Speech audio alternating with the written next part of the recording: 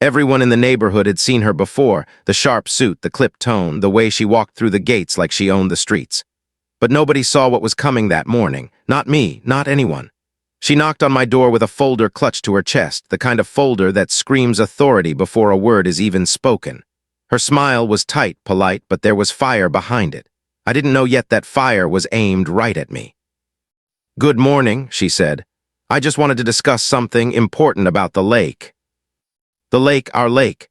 The jewel of the ranch community where kids learned to fish, families picnicked on weekends, and the sunsets painted golden streaks across the water. Everyone thought it belonged to everyone. But in that moment, I realized she wanted to make it hers, or rather, her son's. I felt a tight knot in my stomach, a mix of disbelief and rising anger. How could someone think they could just take what we built together? I smiled, that polite smile that says, "Go ahead, say your piece, it won't break me." "I've been reviewing the HOA policies," she began, flipping open her folder like it contained the secrets of the universe. "And I believe my son has a right to." I raised a hand, not to be rude, but to stall. I knew her type. People who push, people who believe that money and loud voices bend rules, people who never check whose budget they're meddling with. "You might want to sit down," I said slowly, letting the weight of the words hang between us. "Because this lake isn't just water and dirt, it's our community, and I run the budget." Her eyes flicked up, sharp and calculating. That's when I saw it, the moment her confident armor faltered just a little. The pause was tiny, barely noticeable, but in it I could see the gears turning. She didn't expect that. Nobody ever does. She smiled again, a little forced. "I'm sure there's a misunderstanding. I'm only looking out for my son. He deserves." I shook my head. "You're not seeing the full picture. Every dollar, every penny in this HOA goes somewhere. We've maintained this lake for years. The budget doesn't have a secret compartment for favoritism." Her jaw tightened. I could feel the tension building, the kind that makes ordinary neighbors into rivals. But I didn't back down. This was bigger than pride. This was about fairness, integrity, and protecting something that belonged to all of us. Something she thought she could just claim with a signature or a complaint. The silence stretched. You could hear it in the slight rustle of leaves, the distant splash of water against the dock. Our little community held its breath as if it knew the confrontation had started without anyone realizing. I had seen this type of challenge before. The kind where someone assumes they can bend the rules, only to discover the rules were written by the very person they thought powerless. I don't see why this would be a problem," she said finally, voice steadier now, trying to mask the crack in her confidence. "We just want to ensure the best for our family." I leaned back in my chair, letting my gaze drift to the lake. The sun glinted off the surface, a reminder of everything we were fighting for. And in that reflection, I saw more than just water. I saw years of effort, of late nights balancing budgets, negotiating contracts, handling complaints no one else wanted to touch. I had kept this place alive, protected it, and no entitled claim, no amount of audacity could take it from us, not while I was paying attention. "You see," I said softly, almost as if I were speaking to the water itself, "sometimes the strongest people aren't the loudest. Sometimes the ones who protect what matters most are the ones who keep track of every detail, who hold the ledger, who make the tough decisions no one else wants." Her eyes narrowed, the first crack in her polished exterior widening just enough for me to see. She thought she could intimidate me, push me, outmaneuver me. But she hadn't counted on the quiet power of experience. The quiet knowledge that this lake, this budget, this community, it wasn't hers to claim. And yet I knew this was just the beginning. She had started the fight, and she didn't know how far I would go to protect what was mine. But she would learn. She had to. Because when someone tries to take what doesn't belong to them, it's not just about saying no. It's about showing them why it will never happen. And I was ready. Her knock on my door earlier that morning still echoed in my mind as I walked past the lake, the early sunlight glinting off the water like shards of glass. I could feel her presence, even though she wasn't there yet. That kind of person leaves a shadow behind, a shadow that whispers of entitlement, of arguments yet to come, of battles no one else sees coming. By mid-morning, the first ripple of whispers had reached the community. The neighbors had noticed her expensive SUV parked along the curb, the way she scanned the streets like she was sizing up her territory. Little details I'd been taught to notice. They always tell you more than words ever could. And the whispers? They carried that same mix of curiosity and fear, the way they do when someone in the neighborhood decides to test the rules. I stepped onto the dock and let my hand brush against the wooden railing. The wood was smooth, polished by years of care. Every scratch, every nick, told a story of families, of laughter, of arguments that had ended in compromise, of agreements honored. And now, some woman wanted to rewrite all of that for her son. My chest tightened at the thought. "Do you think she knows?" a voice said behind me. I turned to see Mr., one of the long-time residents, leaning on his cane. His eyes were wary, the kind of eyes that had seen HOA battles come and go and knew how messy they could get. "I'm not sure she does," I said, trying to keep my tone neutral, "but she's about to find out." He gave me a small nod, a silent understanding passing between us. He knew what it meant to fight for what was right, even when everyone else doubted you. And in that moment, I realized how alone she thought she could make this stand. How alone anyone is when they try to take what doesn't belong to them.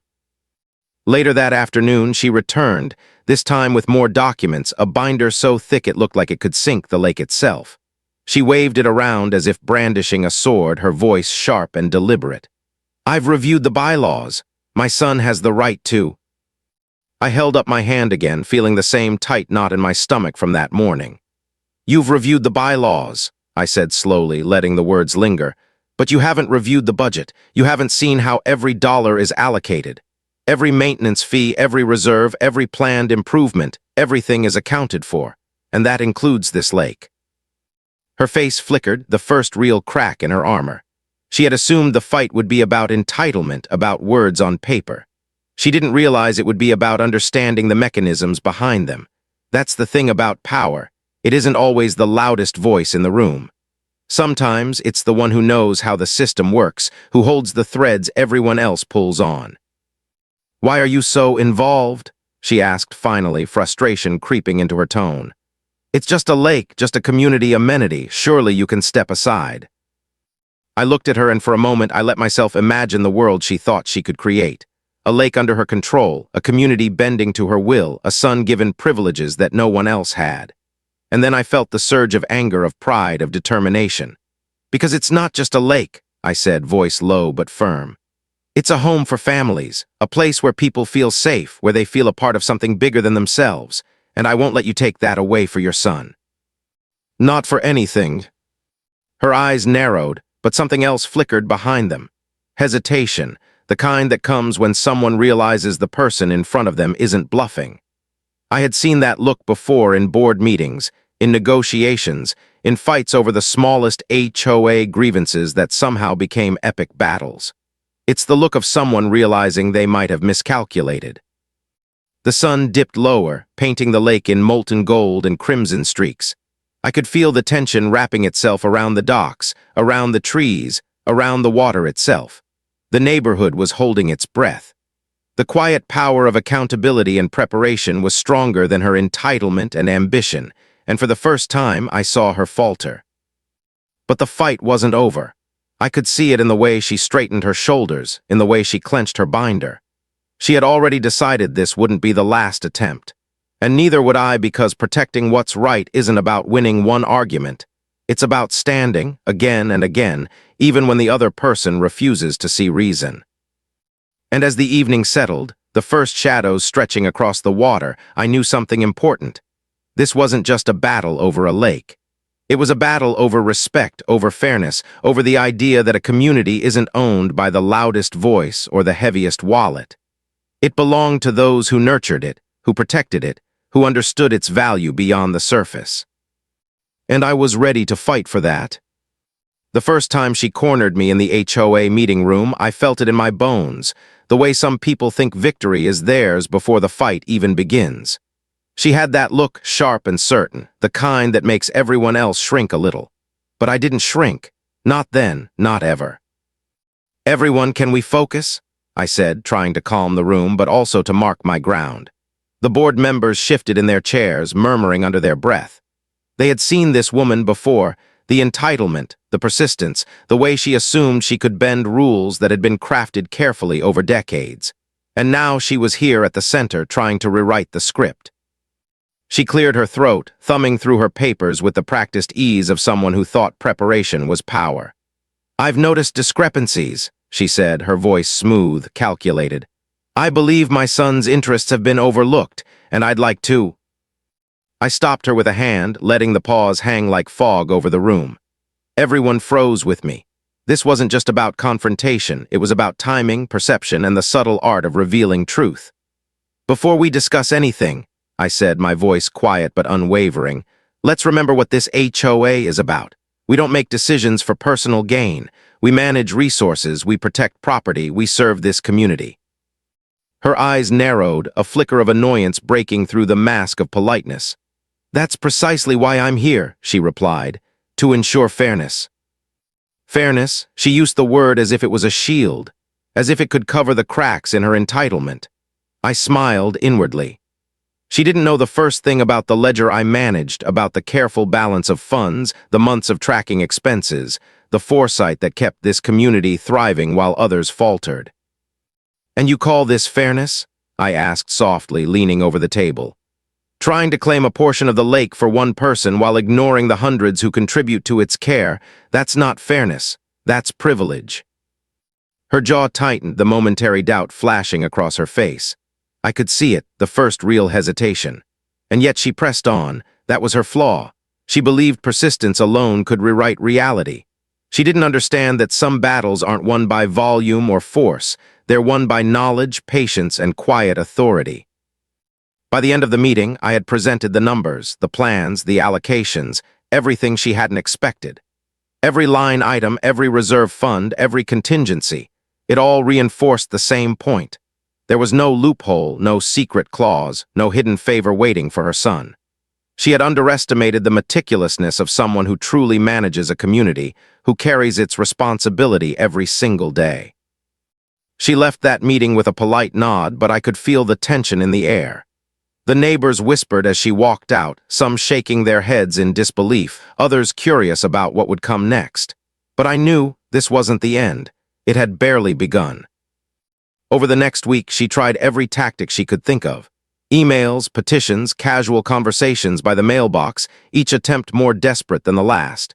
She didn't realize that transparency was my strongest weapon, that every claim she made had already been checked, double-checked, and documented. The lake was protected not by threats, but by diligence. And that kind of protection, I knew, would wear down even the most determined interloper. Late one night, I found her parked by the lake, staring across the water like she was claiming territory in her mind. I didn't confront her then. Confrontation wasn't necessary. Observation was. I watched as she scribbled notes, made calls, and tried to map the lake in ways it simply wouldn't bend. Her frustration was palpable. It was the quiet moment before the storm, the point where someone realizes they've overstepped, but they won't admit it yet. And in that stillness, I thought about what it meant to protect something that belongs to more than one person. The lake wasn't mine, strictly speaking. It belonged to everyone who called this community home. But it needed a guardian, someone who would notice the cracks before they became fractures, someone who could hold the line when entitlement tried to claim what wasn't theirs. I had chosen to be that person, even if it meant endless nights, confrontations, and battles nobody else wanted to see. Her persistence had one silver lining. It revealed her true character. Entitlement looks confident until it's confronted with responsibility. Arrogance pretends knowledge until it meets experience. And she, for all her boldness, had neither the patience nor the understanding to win this quietly, fairly, or rightly. I knew the next step would be critical. She would escalate, and I had to anticipate it, not just for the sake of the lake, but for the community, for every resident who relied on me to keep this place safe from chaos disguised as concern. And as I turned back to the glow of the lake under the moonlight, I promised myself something quietly, fiercely. No attack, no claim, no unreasonable demand would succeed, because preparation beats aggression every time and diligence never sleeps. The battle had entered a new phase. She had made her move, and I was ready to respond, not with anger, but with strategy, patience, and unwavering resolve. The first whisper reached me before sunrise. A neighbor's text, short and panicked. "She's gathering signatures." I sat up in bed, the glow of the phone screen reflecting off the ceiling, and felt the air thicken with the weight of what was coming. She had escalated just as I knew she would. Entitlement never retreats quietly. It finds new weapons, new disguises. And this time she was disguising her ambition as democracy. By noon, flyers appeared on doorsteps, printed, bold, manipulative. They spoke of fairness, of opportunity, of giving the children access to more of the lake. A noble cause on the surface, hiding the truth beneath. I stood at the end of my driveway, one of those glossy papers trembling in my hand, and I wondered how many of my neighbors would be swayed by her polished lies. I walked the streets that afternoon, my feet crunching on gravel, my eyes catching glimpses of her moving door to door. Her smile was sharp, her voice loud enough to carry. "It's for the kids," she said again and again, tapping her clipboard, coaxing hesitant signatures from those too polite to say no.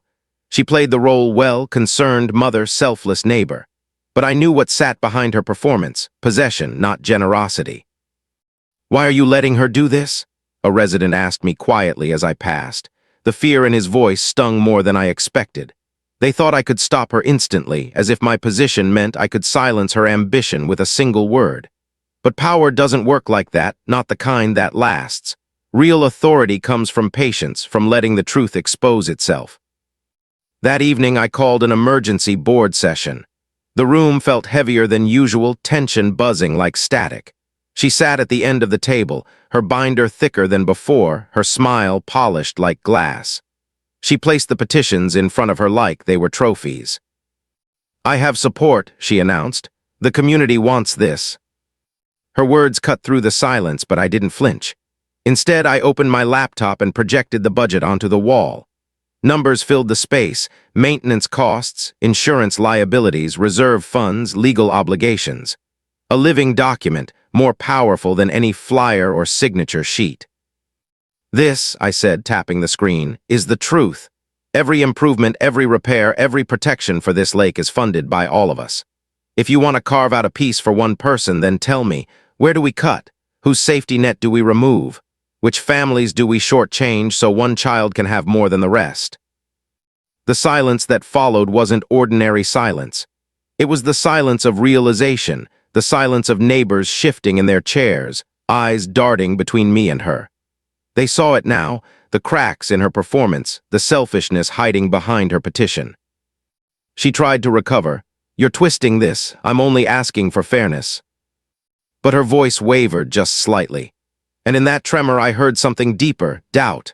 Not doubt in her mission, no, she was too stubborn for that, but doubt in her grip on the community. I leaned forward, folding my hands. Fairness isn't about giving more to those who shout the loudest. Fairness is about protecting what belongs to everyone. The moment we make exceptions, we stop being a community. We become a hierarchy, and that's not what this place was built for. The board members exchanged glances. The weight shifted. For the first time, she wasn't the one controlling the narrative. She had brought petitions, but I had brought the truth. And truth has a way of rooting itself deeper than lies, even if it takes time to bloom. She stormed out before the meeting ended, papers clutched in her hands, her heels clicking like gunshots against the tile floor. Some neighbors followed her with their eyes, others avoided her gaze. But no one followed her out. I sat there long after the room had emptied, staring at the glowing budget still projected on the wall. The numbers weren't just lines and decimals. They were protection. They were fairness. They were the invisible shield that had guarded us for years. And in that moment I realized something important. The louder she fought, the clearer her intentions became. She wasn't winning hearts, she was exposing herself. But even as relief washed over me, I knew this was only a temporary pause. People like her don't give up after one failed play. They come back sharper, angrier, more desperate. And the next time she wouldn't just aim at the lake, she would aim at me. And I would be ready. The first rumor came to me like a knife in the dark. A neighbor's hesitant glance, a comment whispered too softly to be casual. "I heard you've been diverting funds." I froze, diverting funds. The accusation slid into the air like poison. It was her new weapon. She hadn't won with petitions, so now she aimed at me. My name, my integrity, the very foundation I stood on. That evening I walked the streets, and the shift was impossible to ignore. Some neighbors smiled like nothing was wrong, but their eyes carried questions. Others avoided me altogether, retreating behind closed doors. The same doors I had defended with budgets, meetings, and endless hours of invisible work. It stung. Not because they doubted, but because she had planted doubt where none had ever existed before. I caught sight of her near the cul-de-sac, speaking with two couples. Her voice was measured, concerned, dripping with false sympathy. "I'm just saying, shouldn't we ask where all the money is really going? Doesn't it seem strange that one person controls so much?" The couples nodded, uneasy but intrigued. That was her trick. She didn't shout, she whispered. And whispers spread faster than shouts ever could. That night I sat at my desk, the HOA ledger open in front of me, the columns of numbers glowing under the lamplight. Years of work stared back at me, transparent, accountable, meticulous. I knew there were no secrets here. But in the world of perception, truth wasn't enough. You had to prove it again and again to people who didn't want numbers. They wanted reassurance. I leaned back, my chest heavy with a question that wouldn't leave me. How do you fight lies that people want to believe? The next board meeting answered that question for me. The room buzzed with tension, eyes darting between me and her. She sat taller than usual, her confidence returning like a tide. "We need to address the issue of transparency," she announced, her tone smooth and righteous. "I've heard from multiple neighbors who are concerned about how funds are being allocated. Surely we can agree that one person shouldn't hold all the cards." For a moment, silence wrapped the room. Every pair of eyes settled on me. My pulse pounded, but I forced my voice to stay calm. "Transparency isn't the issue," I said, clicking my laptop to life and projecting the full ledger on the screen. "The issue is trust. Every line, every expense, every payment is right here. Nothing hidden, nothing misused. If anyone has a question, ask me, I'll answer." I walked them through it, line by line, month by month. I watched the tension in their faces ease as the truth unfolded. But I also saw her jaw tighten, her eyes narrowing. She hadn't expected me to meet her rumor with proof so clean, so undeniable. "Numbers don't tell the whole story," she said quickly, a thin edge of desperation creeping into her voice. "Just because something looks right on paper doesn't mean it's right in reality." And that's when I realized her strategy. If she couldn't beat the truth, she'd discredit it. If she couldn't bend the rules, she'd erode the trust that held us together. When the meeting ended, neighbors lingered longer than usual. Some patted my shoulder, reassured. Others kept their distance, still caught in the shadow of her accusations. She left with a polite smile plastered on her face, but her eyes betrayed her. She was furious not just at me, but at the fact that the truth had refused to crumble. That night I couldn't sleep. I stared out at the lake, the moon shimmering across its surface, and I thought about how fragile trust can be. Years of work can be undone by a single rumor if it's sharp enough, if it's repeated enough. But as I listened to the water lap against the shore, a quiet strength stirred in me. Sometimes the strongest defense isn't silence, it's persistence. The same persistence she wielded like a weapon, I would wield like a shield, not out of anger but out of duty, out of love for this community that deserved better than whispers and lies. And as dawn broke over the lake, I knew her battle wasn't with me anymore. It was with the truth itself. And no matter how many rumors she spread, no matter how many shadows she cast, the truth would stand, because I would stand with it. It was the look in her eyes that told me everything. A glint, not of confidence this time, but of desperation. She was running out of moves, and desperate people don't retreat, they lash out. The first sign came at the community barbecue. The smell of grilled corn and charcoal filled the air. Kids ran laughing between picnic tables, and for a moment, life felt normal again. But then she arrived, striding across the grass in heels that didn't belong on a lawn, her son trailing behind her with the same forced smile she wore. She wasn't here for the food or the laughter. She was here for the stage.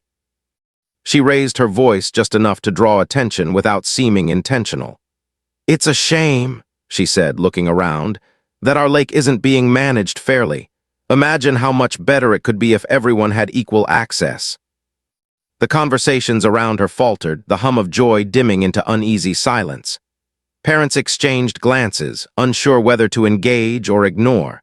That's how rumors work. They slip into the air like smoke, choking the joy out of simple gatherings. I set down my plate and stepped forward. "The lake belongs to everyone," I said, my voice steady but firm. "And it's cared for with every dollar this community contributes. That's the truth." She smiled, that sharp little smile of hers. "Is it really, or is that just your version of the truth?" Her words landed like a challenge, and for a heartbeat the crowd teetered between her and me.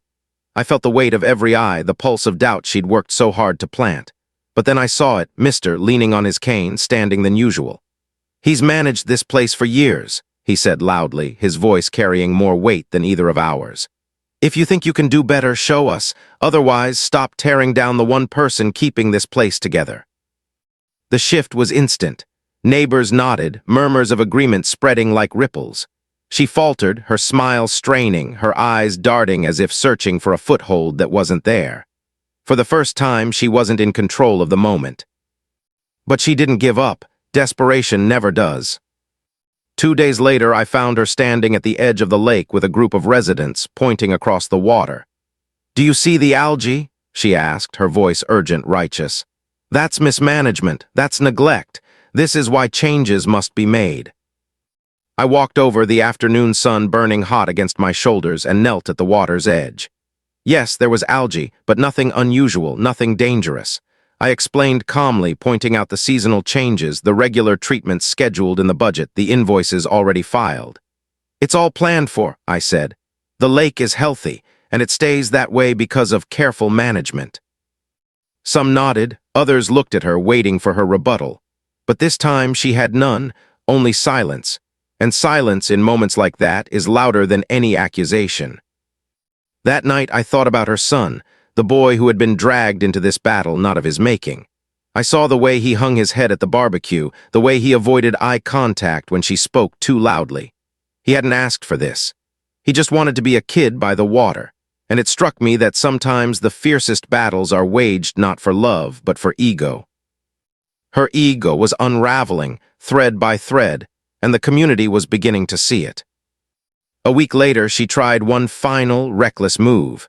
She filed a formal complaint with the county, claiming misappropriation of funds and negligence of common property. It was bold, it was loud, and it was destined to backfire. Because the truth, once tested, shines brighter, and the truth was documented, transparent, undeniable. When the county official arrived to review the books, I handed over the files without hesitation. Receipts, ledgers, maintenance reports, years of careful stewardship laid bare in black and white. The official nodded, satisfied. Her complaint collapsed under the weight of evidence, and for the first time she had nowhere to hide. When the official left, she stood on the sidewalk, fists clenched, face pale. Neighbors watched from porches and windows, silent witnesses to the collapse of her campaign. She tried to speak, but no words came, only silence, heavy and undeniable. And in that silence, something shifted in the community. They saw her not as a protector of fairness, but as someone who had used their trust as a weapon. And trust, once broken, rarely returns. The lake shimmered behind us, calm and steady, untouched by her chaos. And I realized then that resilience isn't about shouting down your enemy. It's about standing still while their storm burns itself out. And hers was burning out fast. It happened on a night when the air was heavy with summer heat, the kind that makes tempers shorter and silence harder to hold. I was on my porch, the glow of the lake flickering in the distance, when my phone buzzed. A neighbor's urgent message. "You need to come, she's down at the dock. She's saying it's hers now." I rose slowly, almost in disbelief, but deep down I wasn't surprised. Desperation had been building in her for weeks, and when desperation runs out of schemes, it clings to spectacle. I made my way down to the lake, the gravel crunching under my shoes, the night alive with the murmur of gathered neighbors. There she was, standing at the very edge of the dock, her son behind her, visibly uncomfortable. She was shouting into the night, her voice carrying across the water. "This lake doesn't belong to everyone, it belongs to those who care, and no one cares more than me and my son." The crowd shifted uneasily, some crossing their arms, others whispering. The boy tugged at her sleeve, muttering something, but she ignored him, her eyes blazing, her voice shaking with fury. I stepped closer, my heartbeat steady, my voice calm. "Enough," I said, and the word cut through the noise like a stone breaking the surface of the water. Heads turned. Conversations stopped. Even the crickets seemed to fall silent. "This lake belongs to all of us," I continued, walking onto the dock, each step deliberate. "Every neighbor here has poured into it, with their dues, with their trust, with their years of care. You don't get to stand here and claim it for yourself. Not tonight, not ever." Her eyes locked onto mine, blazing with defiance. "You think you've won because of your paperwork and your meetings? These people are tired of you. They're tired of control." I turned to the crowd, my voice rising, not with anger, but with conviction. Am I? Am I the one holding control, or am I the one protecting what's fair? You've all seen the budgets. You've all seen the truth. Ask yourselves who's really trying to take control here, the one keeping the lake for everyone, or the one shouting to keep it for herself? The silence that followed was different this time. It wasn't uncertain. It was decisive. Neighbors nodded. A few muttered agreements. And then, one by one, voices rose. "She's gone too far. This isn't right. We've trusted him for years. Why would we stop now?" Her face fell just slightly at first, then more visibly as the tide shifted around her. The power she thought she could summon with volume and spectacle evaporated under the weight of the community's truth. She looked back at her son, who stood small and embarrassed, his eyes pleading with her to stop. In that moment, something softened in me. I could have crushed her with more words, with more proof, with more righteous anger.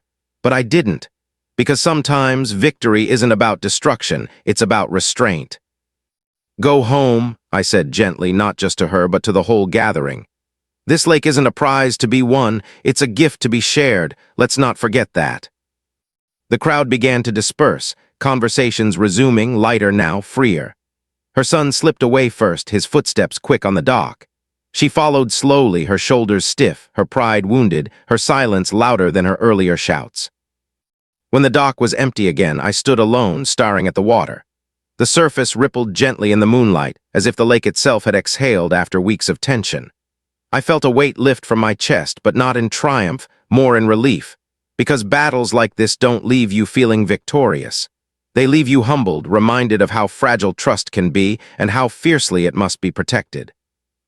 As I turned to leave, Mr. stepped out of the shadows, his cane tapping softly on the wood. "You did good," he said quietly, "not just for the lake, for all of us." His words sank deep, not because they were grand, but because they were true. Protecting something bigger than yourself doesn't always feel like glory. Sometimes it feels like exhaustion. Sometimes it feels like standing in the dark alone while everyone else goes home. But it also feels like purpose. And purpose, that's worth every fight. The morning after the dock incident, the neighborhood was strangely quiet. Not the uneasy quiet of whispers and rumors, but the kind that comes after a storm has passed. Lawns were watered, kids rode their bikes down the street, and for the first time in weeks, no one avoided my gaze. They waved, they smiled, and in their smiles I saw something I hadn't felt in a long while: peace. The flyers were gone, the petitions were forgotten. Her sharp voice no longer echoed across the cul-de-sac. Instead, the lake shimmered under the sun like nothing had happened, its surface calm, forgiving, eternal. And I thought, is that the way of truth? It weathers the noise, outlasts the storm, and then stands quietly, waiting to be seen again. I knew she wouldn't be out that morning. Pride keeps people hidden after defeat. But her son was there, sitting alone on the dock with a fishing rod dangling over the water. He looked smaller than I remembered, shoulders hunched, face shadowed by shame he didn't deserve. I walked down slowly, careful not to startle him. "You like fishing?" I asked. He nodded, eyes fixed on the ripples. "Yeah, Mom, she just wanted me to have more time out here." There was no malice in his voice, just a boy caught in the middle of a fight he never asked for. My heart ached.